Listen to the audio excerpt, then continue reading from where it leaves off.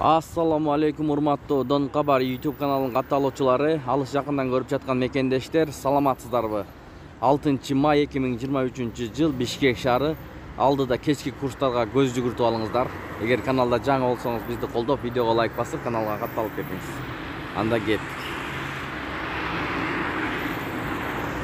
Ихсан ЛТД доллар 87.10, евро 96 сом 20 тыйын, рубль 1 сом 10 жарым тыйын, фунт 105 сом.